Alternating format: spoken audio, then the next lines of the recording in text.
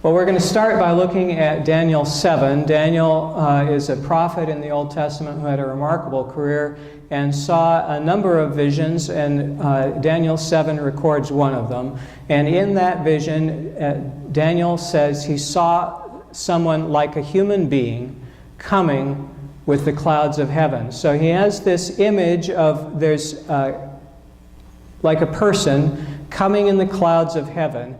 And he came to the Ancient One, so that's a way of referring to God. He came to the Ancient One and was presented before him. So this human-like being appears before God, and to him was given dominion and glory and kingship. This person was given power over others, kingship, ruling, that all peoples, nations, and languages should serve him. So this is an unusual king. Normally a king is a king of a geographic area, a little mayor of a little tiny community, or a governor of a slightly larger community.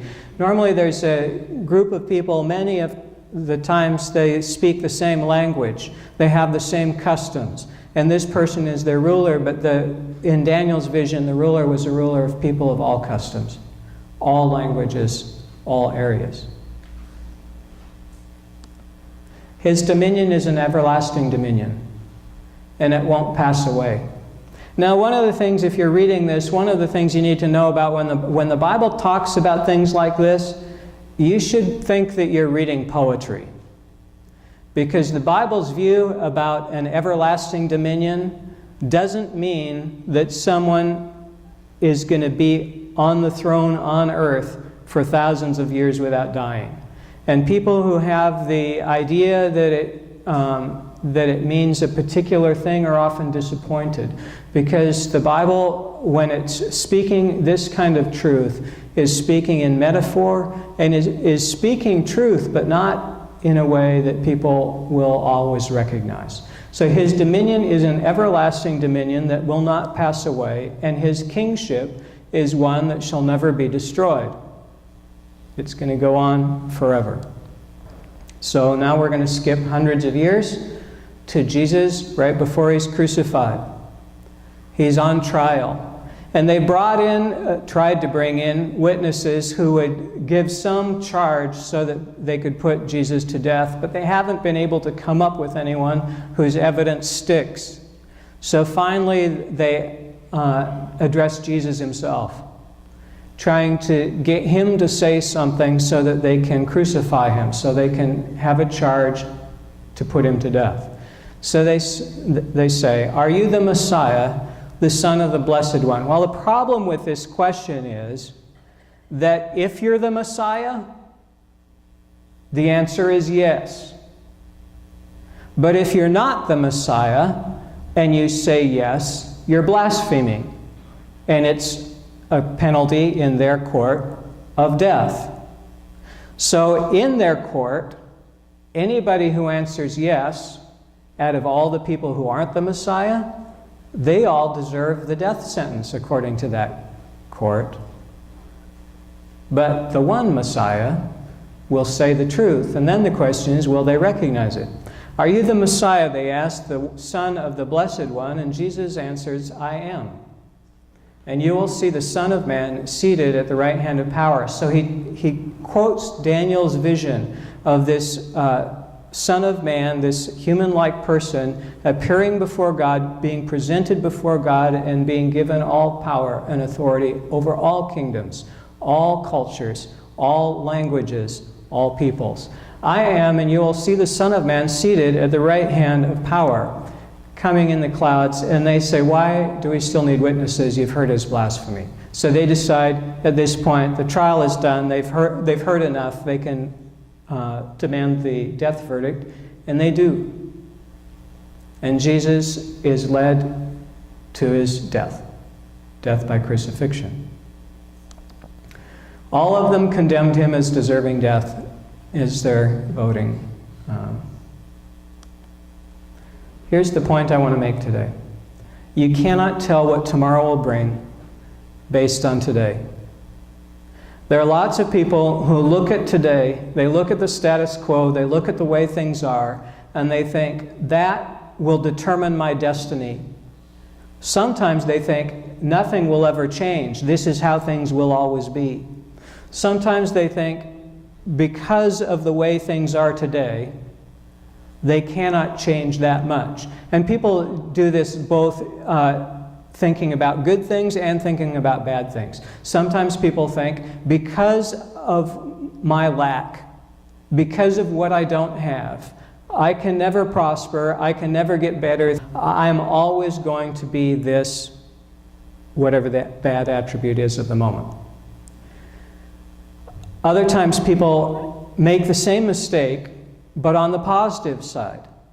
They say, I am doing so good. This is always, I deserve it. And it's always going to be like this because I'm so good, because I have so much. But you can't tell. Things can change in an instant. Things can change overnight. Now, sometimes we would like things to change in an instant, but they change in one of God's instants. It might be one of our lifetimes. So it might take years or decades, but things often change. So because of that, you need to rest your security in God. Many times people do not recognize where they're placing their security until it gets shaken. But if you have your security in something other than God, it will not last. It will be shaken. Some people have their security in prosperity. They think, because I'm rich, therefore I will have enough into my old age. I will be able to do the things I want. If your security is in your prosperity, it's a dangerous place. It needs to be in God. You need to rest your security in God, not in your success or someone else's success. This company that I'm working for, it's indestructible. Well, you haven't read the headlines of corporations over the last 20 years. There's no corporation that's indestructible, and in the last 20 years, we've seen some American brands that should have survived another century that just disappeared overnight. Success won't be something that's lasting.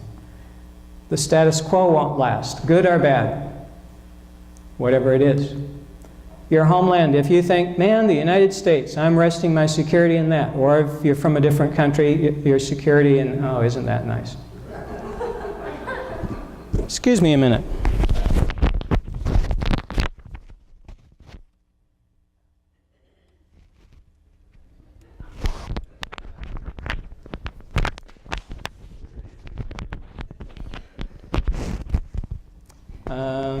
Don't think there's anything in that I can even make a joke about.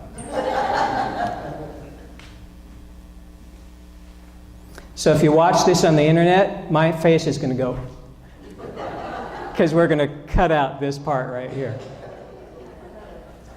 You need to rest your security in God, not your homeland, no matter what country you're from. And I just, wow. Glory to God. All right, so that's it? No, it's not.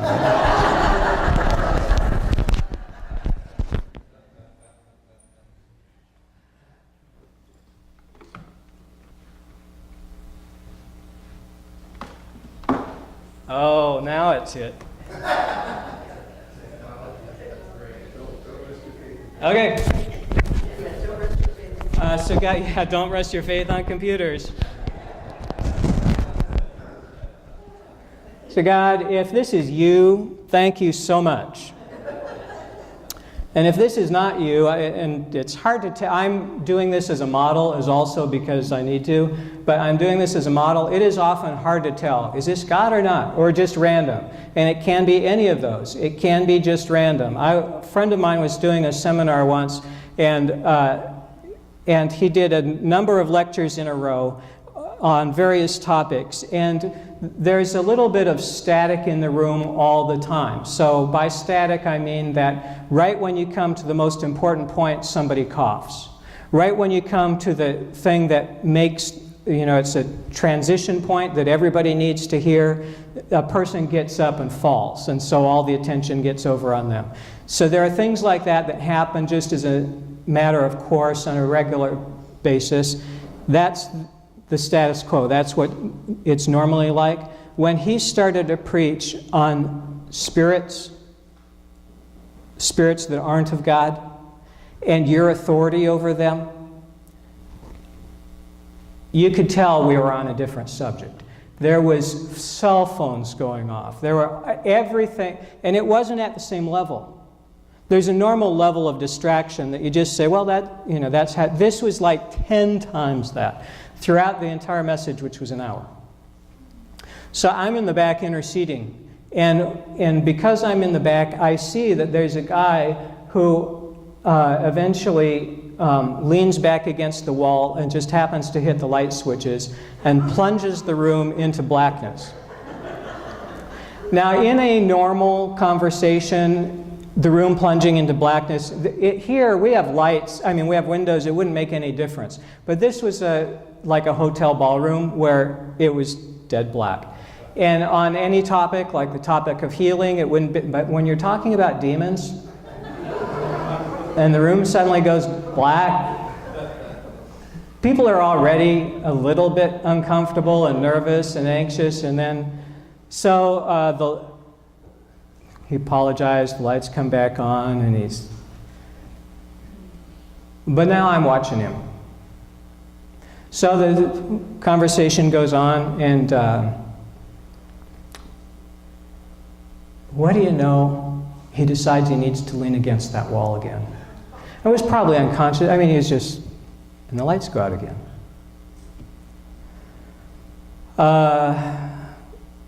I'm back there. So far, all I've been doing is praying. Praying can be extraordinarily powerful, and it's very helpful to pray into situations, where I have learned by experience that you cannot tell by appearances. Something can appear really, really good and it not be. It can be deceitfulness just with a beautiful face. And something can appear like the cross, just desperately horrible, and it can actually be salvation for people. So you can't tell by appearances. So the easiest way for me is to just pray for God's will to be done. God, if this is from you, would you accomplish your purpose? But if this is not from you, I ask that you shut down all that's not from you. That's a very helpful prayer to pray when you cannot tell, or even when you think you can tell.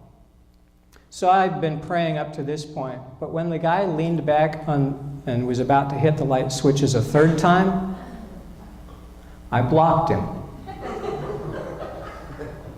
Now, some of you may think, you don't look very big or powerful to be a football player. There are times you just have to step up. And it wouldn't have mattered how big that guy was. I was going to keep him from turning out the lights again.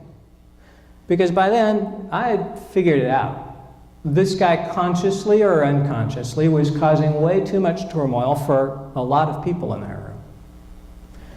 So there are times when the lights go out, the computer goes down, and it's just random.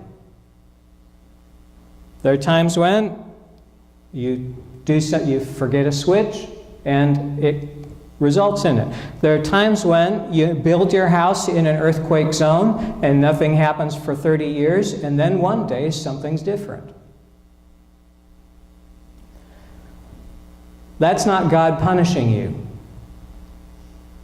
That is just you built your house in an earthquake zone and you stayed there long enough till you got unlucky.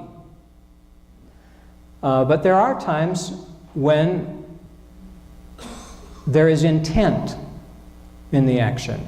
Sometimes the intent comes from God. Sometimes it comes from your enemy or enemies.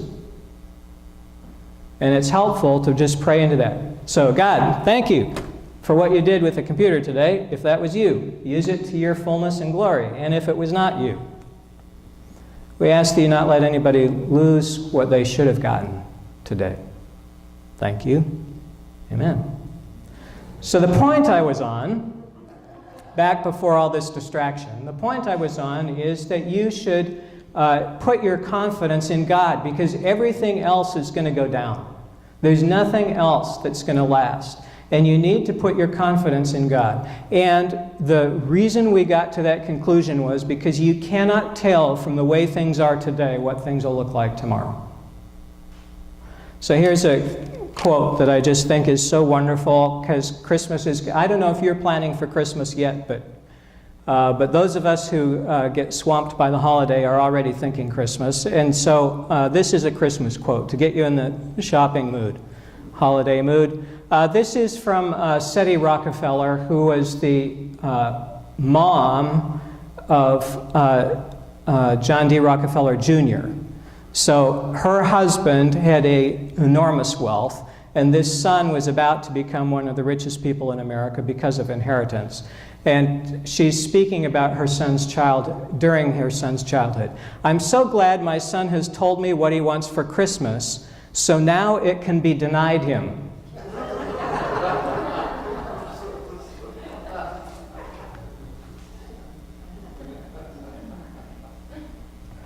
Isn't that lovely? So John Jr. couldn't tell from his circumstances that Christmas what his life was going to be like. It looked like he was growing up in a place of lack. And that was not the case. But there was no way to tell that from that Christmas when he didn't get what he wanted. There are times you will be incredibly disappointed, and it's God moving through your life to turn things around for the better. It's just a waypoint. Jesus in the manger, Jesus on the cross. Jesus no longer here, but risen and ascended with God. There are times when you will think, this is so good, this is awesome, and it too may not last. And the point is not to despair. The point is that your trust needs to be in God. If your trust is in anything else, it will be shaken. It will not last. Sometimes you'll be lucky for 20 or 30 or maybe a lifetime. 20 or 30 years, maybe a lifetime. That person you had counted on stays steadfast to the end. But that's not always the case, unless you have your faith in God.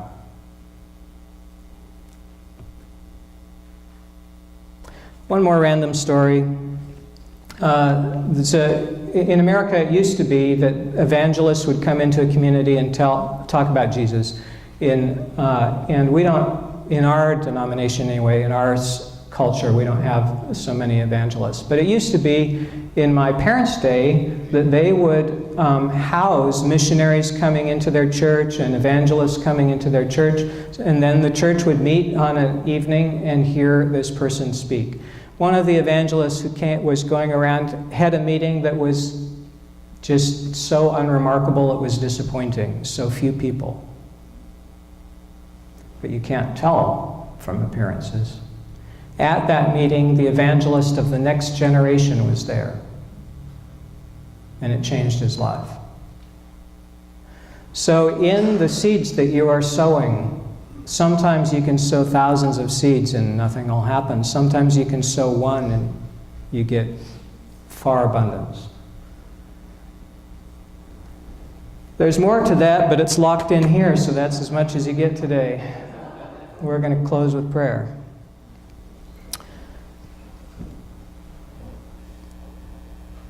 God, the writers of the New Testament tell us that Jesus existed before he was born. That at the beginning of creation, Jesus was there. When the world was being formed, Jesus was there. When lots of your dynamic relationship with Israel was going through time and space, creating history, Jesus was already alive with you in heaven. And then Jesus chose to give that all up for our sake, and came to earth as a human, and not only chose to give up heaven, but as a human chose to give up power and authority, pomp and circumstance, and was born in a manger and endured poverty and lowliness for our sake. And today, Jesus is alive with you, interceding for the saints and for the nations.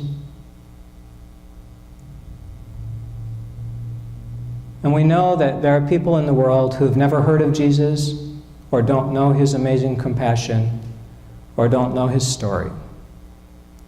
And we ask that you make a way that people around the world would be able to hear the amazing news of Jesus and the amazing news, God, that you love people and how deeply you love them.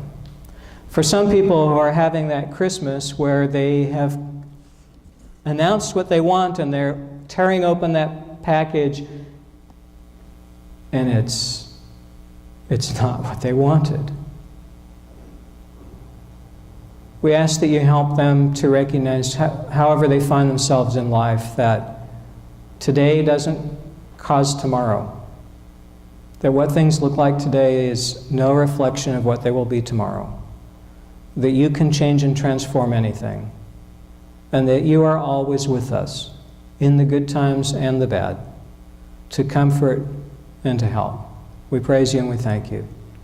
Amen.